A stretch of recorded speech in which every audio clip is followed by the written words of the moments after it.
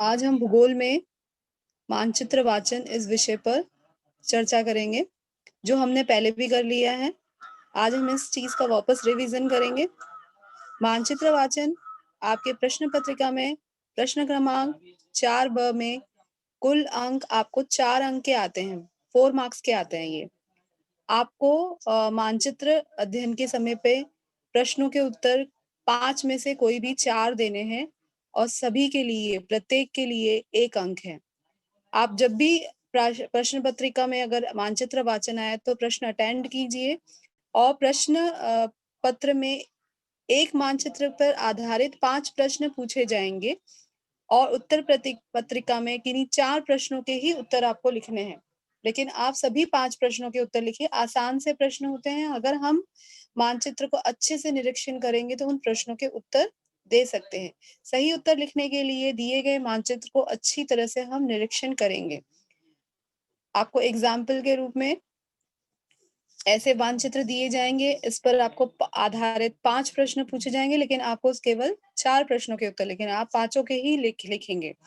जैसे for example यहाँ पर उत्तर प्रश्न पूछे जा सकते हैं। उत्तर प्रदेश का पड़ोसी देश कौन सा है? उत्तर प्रदेश, अभी देखिए उत्तर प्रदेश आपको ये दिखाई दे रहा है। उत्तर प्रदेश, इसका पड़ोसी देश कौन सा है? तो इससे पड़ोसी देश बताना है।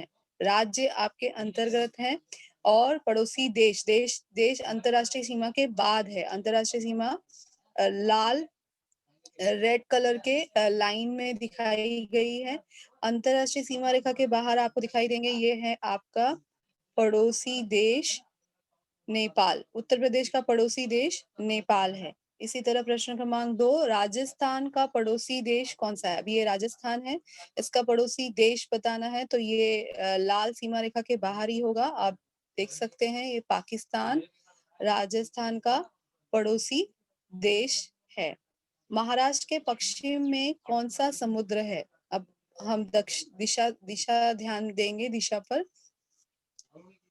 पश्चिम दिशा आप देख सकते हैं। बिल्कुल, आप जब भी मानचित्र देखें तो दिशा का ज्ञान आपको होना चाहिए।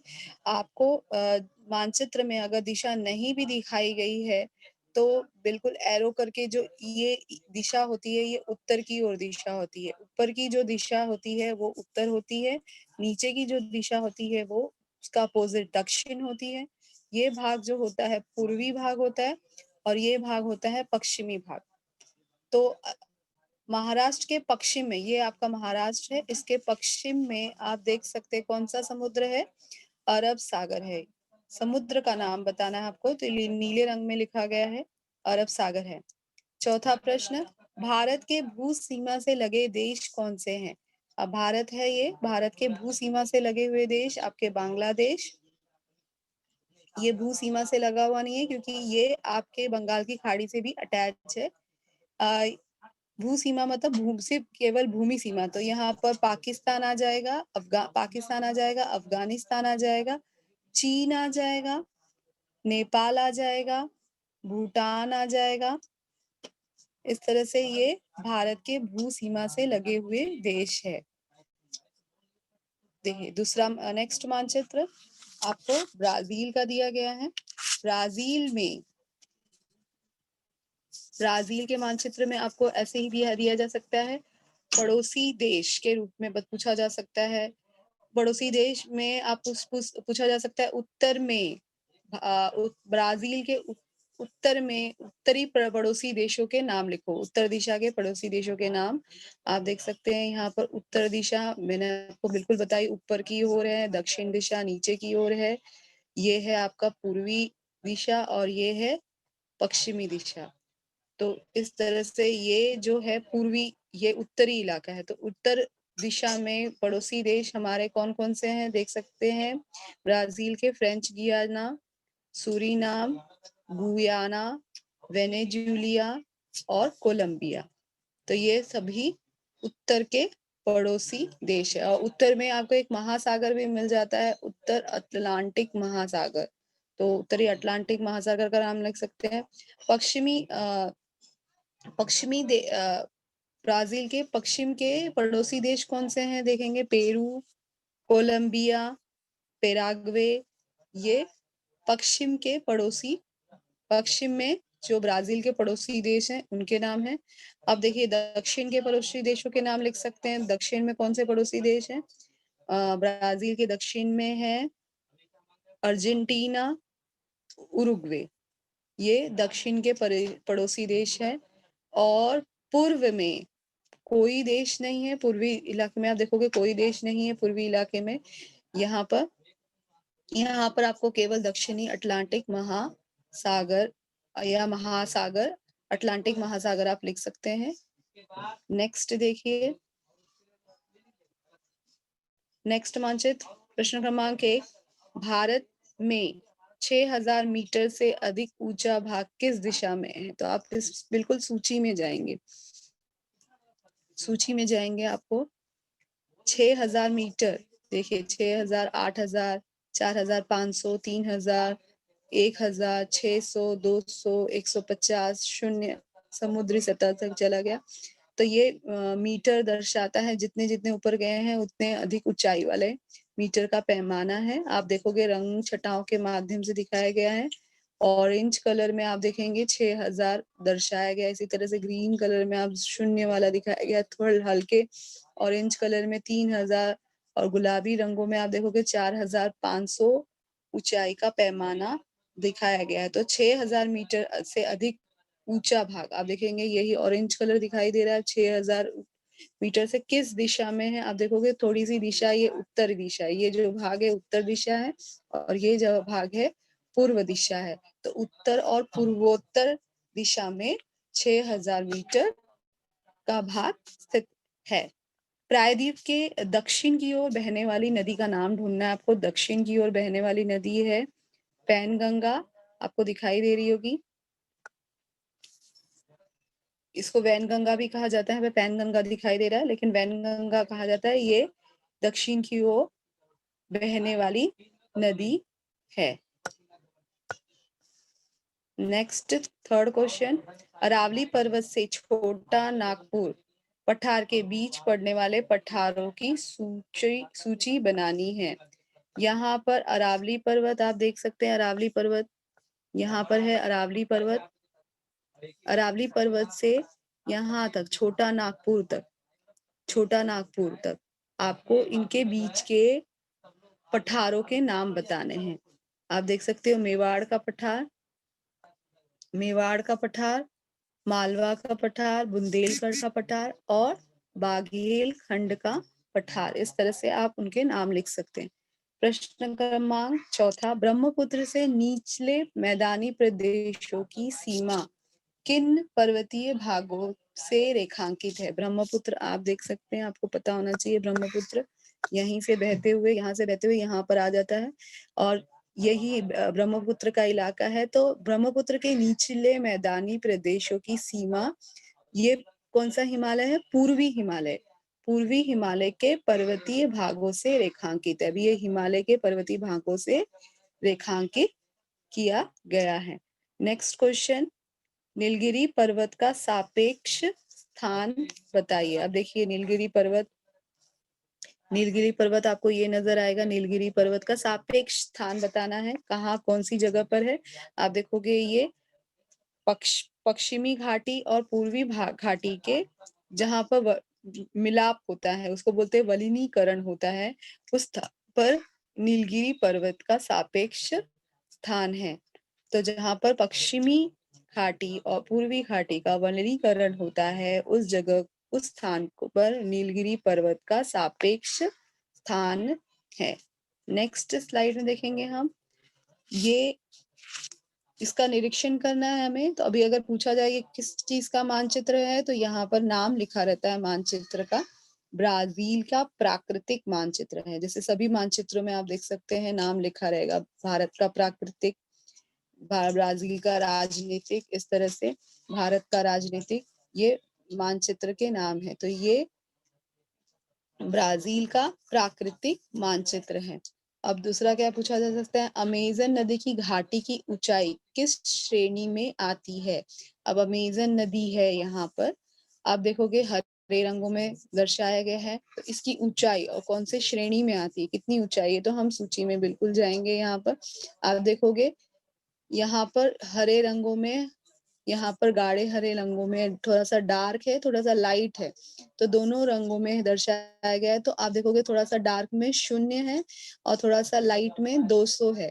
तो 0 से 200 और यहाँ पर आप देखोगे इकाई लिखी गई है मीटर। तो 0 से 200 मीटर की श्रेणी में अमेज़न नदी की घाटी की ऊंचाई आती है। अमेज़न की घाटी कौन से दो उच्च भूमियों के दरमियान स्थित है?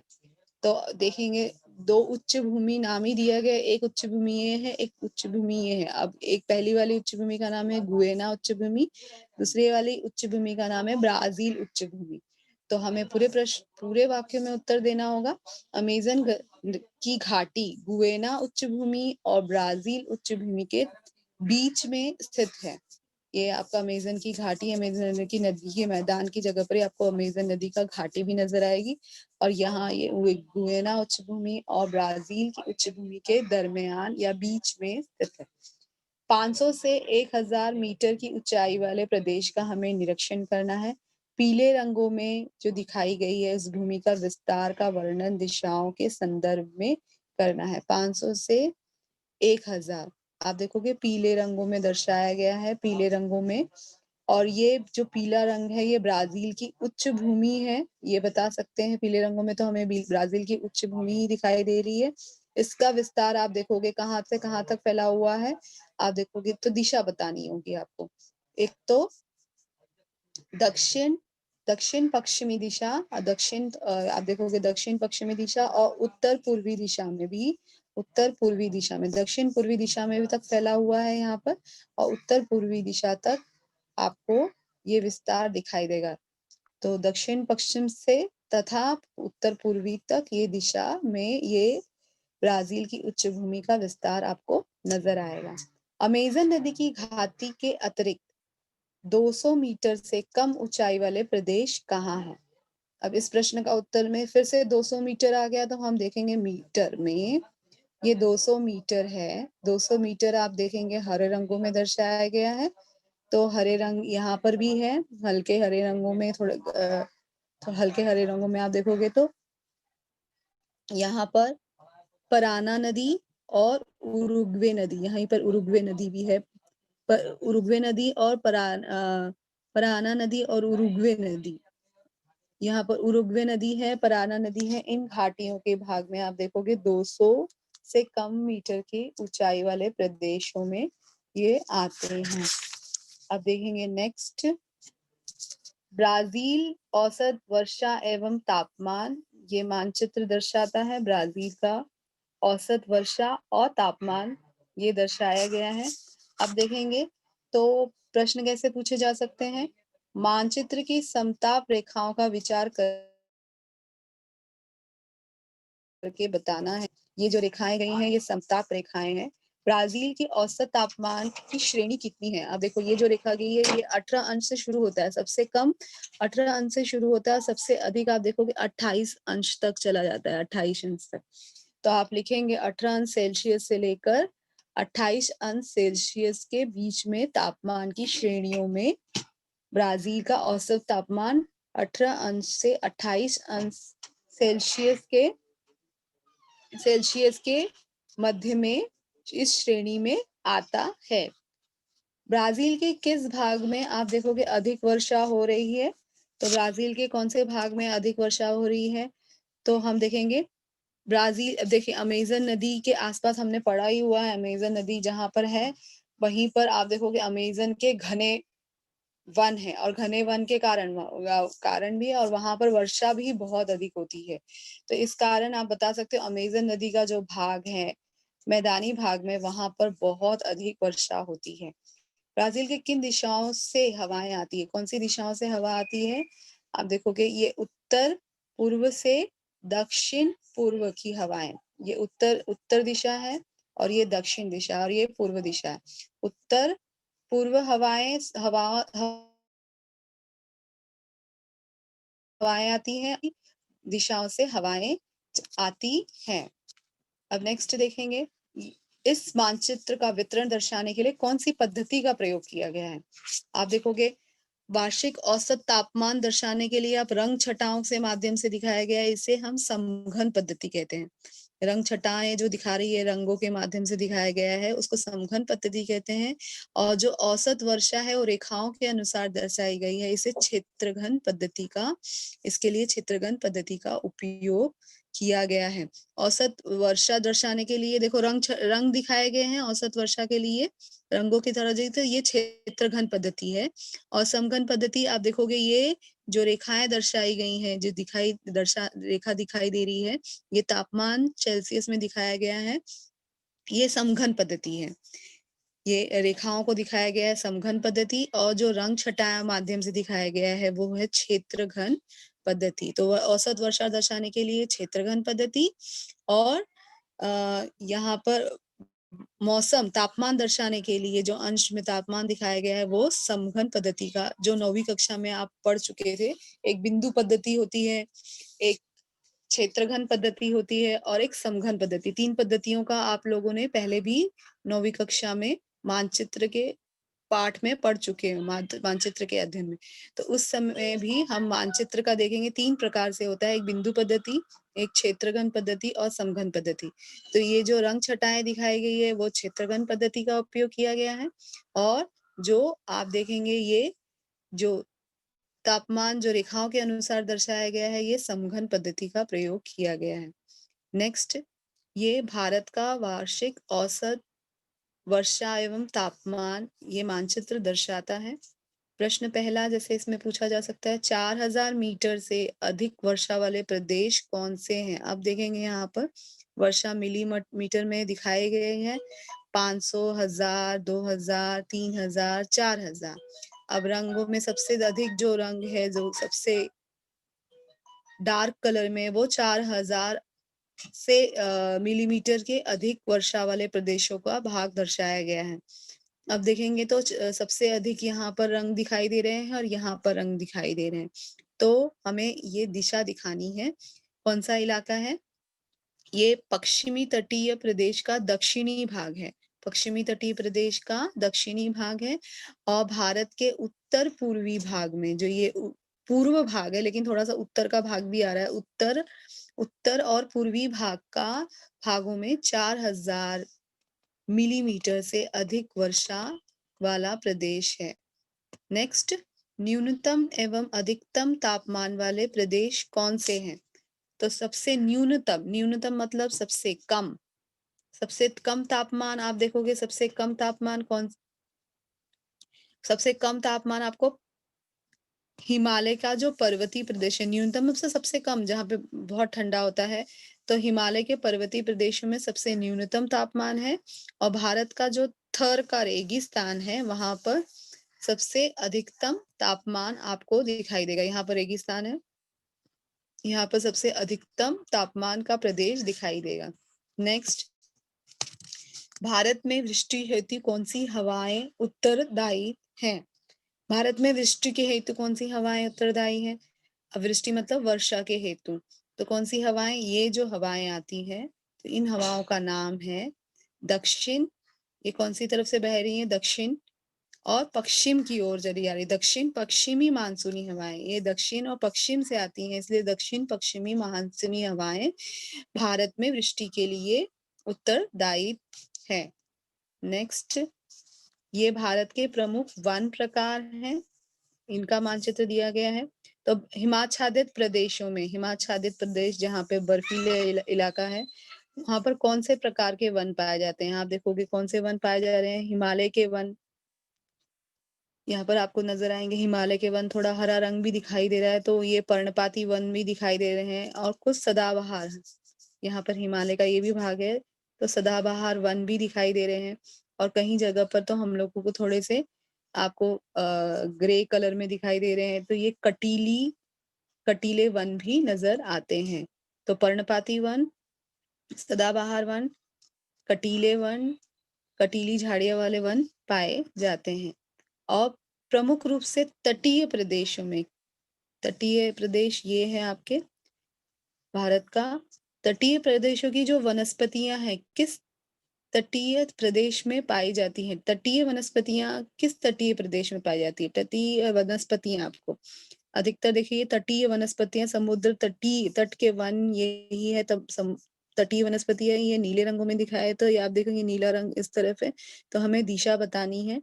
समुद्र तट की जो समुद्र के तट की जो तटीय वनस्पतियां हैं, तटीय वनस्पतियां किस तटीय प्रदेश में पाई जाती है? तो ये कौन सा तटीय प्रदेश है?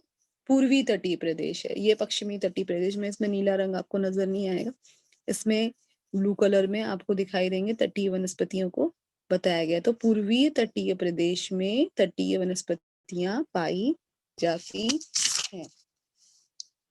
आप देखेंगे इसमें किस राज्य में ठंडा रेगिस्तानी प्रदेश पाया जाता है? ठंडा रेगिस्तानी प्रदेश आप देखेंगे ठंडा रेगिस्तानी प्रदेश, ठंडा रेगिस्तान आपको यहाँ पर लिखा है, ये उष्ण रेगिस्तानी प्रदेश है, ये ठंडा रेगिस्तानी प्रदेश है। कौन से प्रदेश में, कौन से राज्य में पाया जाता है? तो ये राज्य का नाम है जम्मू और कश्मीर, इसमें ही ठंडा रेगिस्तान पाया जाता है। किस राज्य में उष्ण रेगिस्तानी प्रदेश पाया जाता है?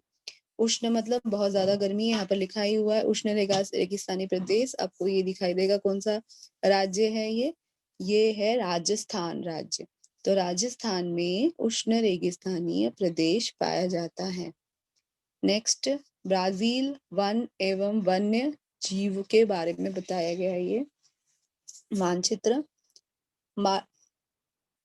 प्रश्न पूछे जा सकते हैं, ब्राजील के किस भाग में कोंडोर पाए जाते हैं? कोंडोर कौन से भाग में पाया जाता है? ब्राजील के उत्तरी भाग में कोंडोर पाया जाता है। उत्तरी भाग भी लिख सकते हो, नहीं तो हरे रंग में दर्शाया विषुवत रेखीय वन प्रदेशों में कोंडोर पाया जाता है। कि एनाकोंडा किस प्रदेश में पाया जाता है? अभी एनाकोंडा दिखाई दे रहा है आपको, बड़ा एनाकोंडा सांप की तरह होता है, और यहाँ पर नाम भी लिखा हुआ है, पेंटानल प्रदेश में पाया जाता है। मकाऊ प्रजाति कहाँ पाई जाती है? अभी देखो ये मकाऊ प्रजाति है, तोते का नाम मकाऊ प्रजाति कहाँ पाया जाता है? ये पूर्वी भाग में, आपको ये रहा मकाऊ प्रजाति, तो ये कौन से भाग में पाया जाता है? पूर्वी भाग में पाया जाता है। या तो हम इसे लिख सकते हैं उष्ण पर्णपाती, उष्ण पर्णपाती वन में, नहीं उष्ण घास वाले प्रदेशों में ये मकाऊ प्रजाति पाई जाती है। नेक्स्ट, ये जनसंख्या, भारत की जनसंख्या का घनत्व में दर्शाया गया ये मानचित्र है। कौन से प्रदेशों में जनसंख्या घनत्व सर्वाधिक है, सबसे अधिक? तो हम यहाँ पर सूची में जाएंगे, यहाँ पर आप देखोगे सबसे अधिक डार्क रंगों में दिखाया गया है आपको, तो डार्क रंगों में सर्वाधिक दिखाई दे रहा है। सब जैसे जैसे हल्के होते जा रहे हैं वैसे वैसे जनसंख्या के जो प्रति किलोमीटर है वो धीरे धीरे कम होती जा रही है। जैसे रंग भी हल्के हो रहे हैं तो जनसंख्या की घनत्व भी कम होते जा रहे हैं।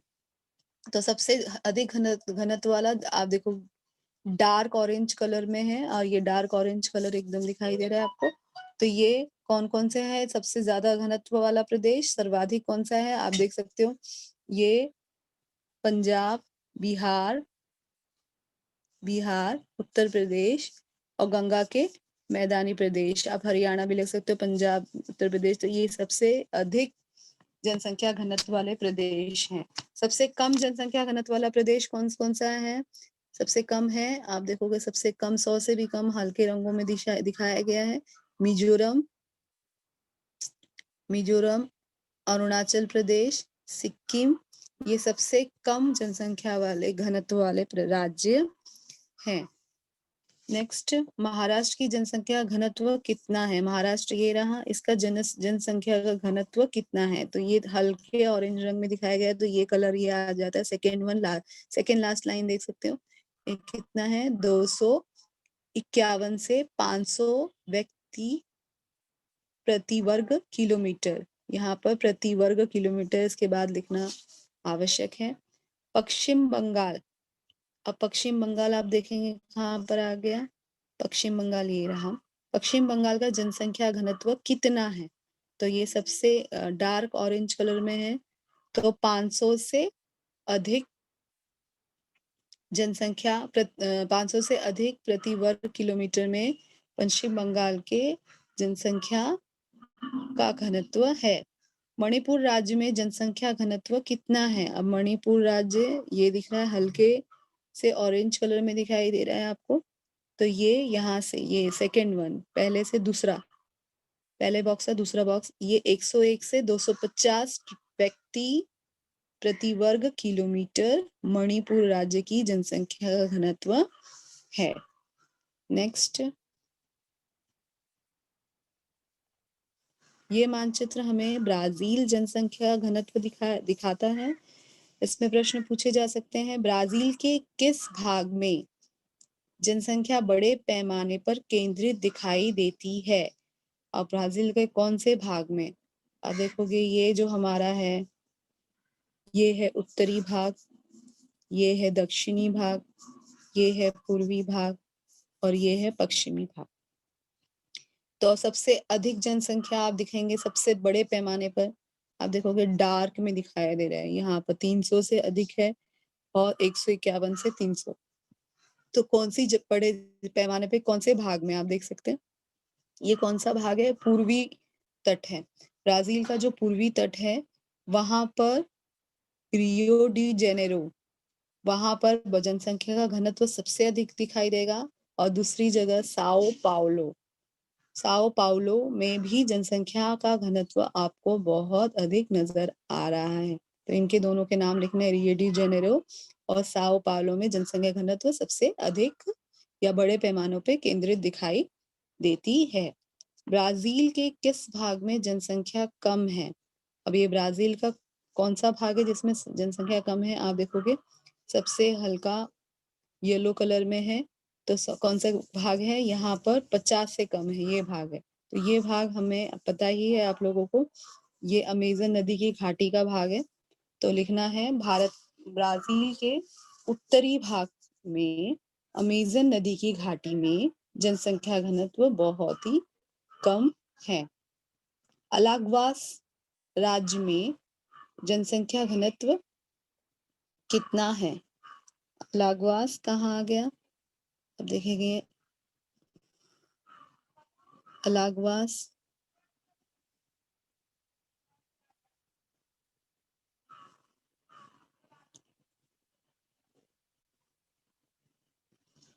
साओ पाउलो,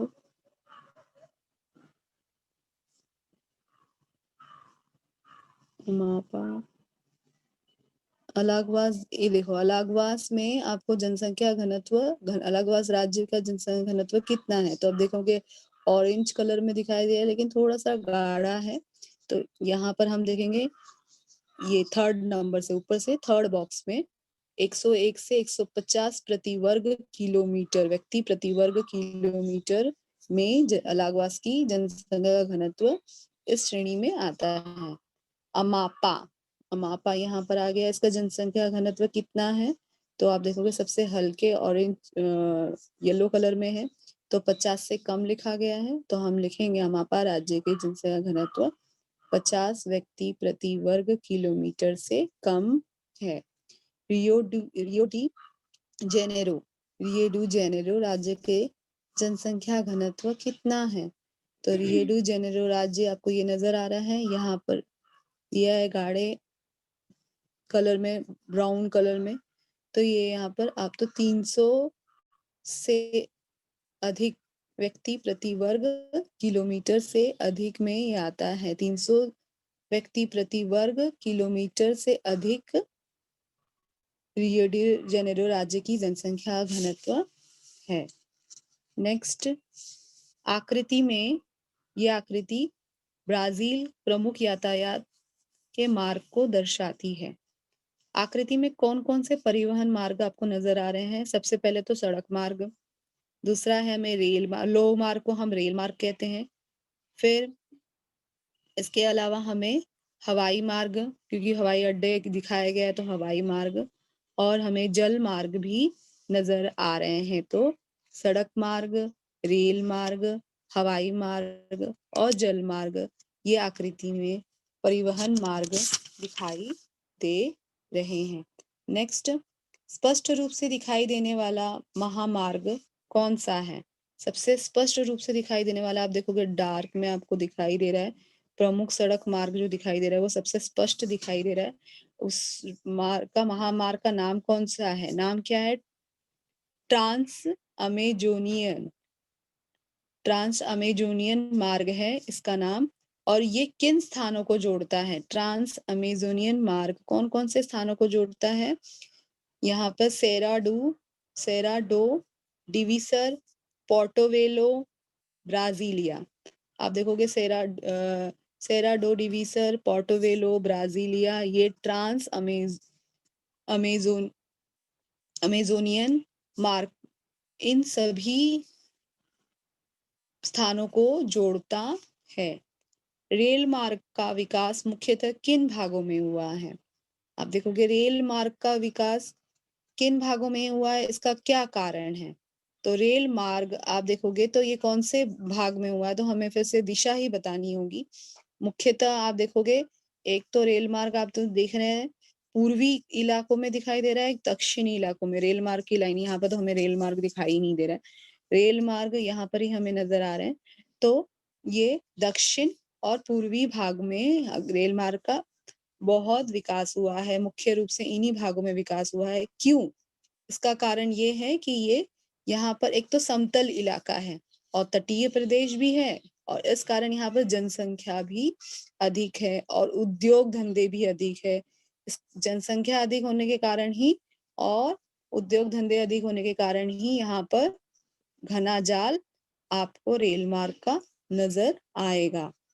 ब्राजील के किस भाग में परिवहन कम दिखाई दे रहा है? कौन से भाग में आप देखोगे सबसे अधिक भाग में? तो दक्षिणी और पूर्वी भाग में तो परिवहन नजर ही आ रहा है, लेकिन कौन से भाग में आपको परिवहन नजर नहीं आएगा? अमेजन नदी के जो घाटी का भाग है, अमेजन नदी के घाटी के प्रदेश में, क्योंकि बहुत ज्यादा घने वन है और यहाँ पर सदाबहार वन बने ही हुए हैं, इस कारण ये जो इलाका है वो बहुत दुर्गम हो गया है। इस कारण आपको यहाँ पर परिवहन मार्ग कम दिखाई देंगे। एक ही हमें दिखाई दे रहा है मुख्य रूप से सड़क मार्ग है, और बाकी तो नहीं दिखाई दे रहा। उसके ऊपर जो अमेजन के इधर यहाँ पर तो कुछ नजर नहीं आ रहा है, तो वहां पर बहुत ही कम दिखाई दे रहे हैं। मैनॉस बंदरगाह किस नदी पर स्थित है? अभी मैनॉस हम ढूंढेंगे, यहाँ पर मैनॉस दिखाई दे रहा है आप लोगों को? मैनॉस बंदरगाह, ये बंदरगाह का साइन है, देखेंगे हम लोग यहाँ पर। तो ये कौन से नदी पर स्थित है? तो ये जो नदी है, ये सबसे बड़ी नदी ब्राजील की अमेजन नदी पर स्थित है। नेक्स्ट, ये भारत के राष्ट्रीय महामार्ग एवं पूर्वी प्रमुख बंदरगाहों को दर्शाने वाला मानचित्र है। परिवहन के कौन से साधनों के मानचित्र दिखाई दे रहे हैं आप लोगों को यहाँ पर?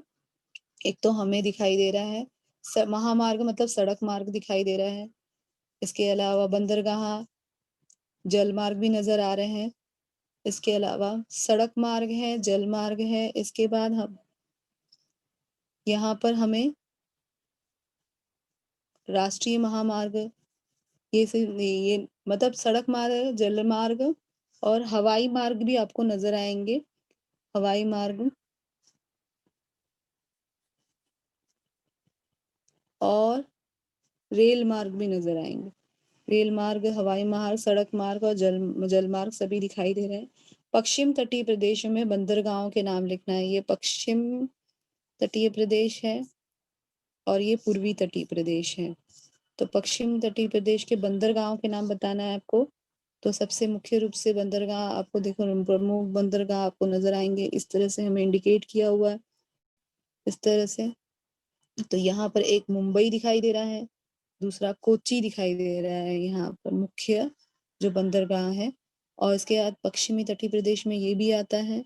तो यहाँ पर आप देखोगे पोरबंदर भी नजर आ रहा है और कांडला, ये 4 प्रमुख बंदरगाह हैं, कांडला, पोरबंदर, मुंबई और कोच्चि।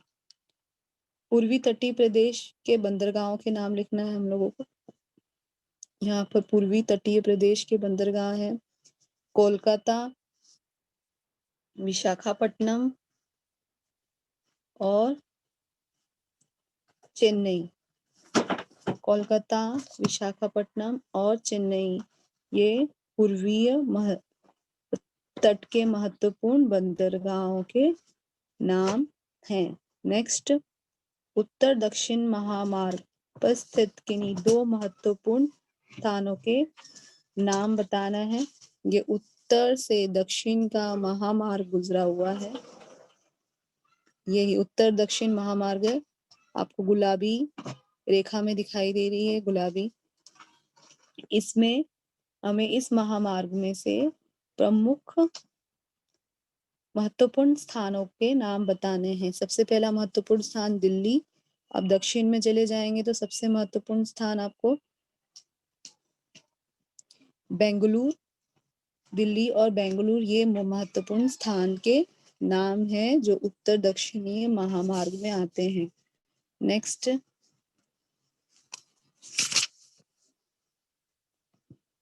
Okay students. सर, बच्चों किसी को प्रश्न पूछना है तो पूछ सकते हैं।